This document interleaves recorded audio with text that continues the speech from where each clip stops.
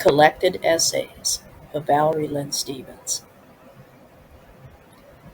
Critical Thinking, Part 2. Wu Li. Wu Li.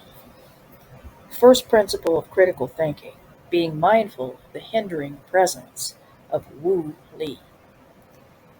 Wu Li is a Chinese expression denoting many different things, one of which is I clutch my ideas.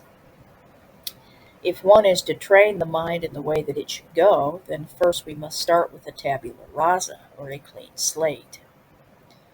Personally, for me, in the family system in which I was raised, but mostly put down, I was taught a lot of wrong things and ways of thinking about and perceiving not only my own self, but the world outside of myself. Thus, I had more on my tabula than some young adults that age to make corrections to. In fact, most of it had to be completely erased before I could begin anew and see things, including my own self, clearly. I guess we would call that deprogramming.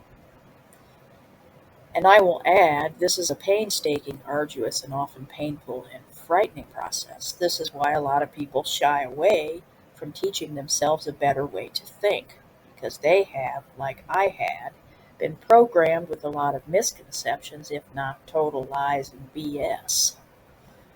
Thus, trust me, I know firsthand of the subject that I'm addressing. I've been there. With that all having been said, then how can one go about doing this? First off, if you are looking for a critical thinking for dummies kind of checklist or how-to, you may be disappointed.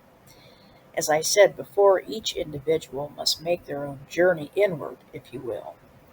It starts with a small step of self-reflection, day by day, eventually leading to a deeper and more rewarding sense of self-awareness and knowledge. And although self-reflection is its own form of cogitating, it is just as essential to wholeness and actualization as a refinement of our critical thinking faculties. The Greeks call the aforementioned phenomena of a deep and abiding sense of peace and happiness born of self-awareness and self-control, sophrosine.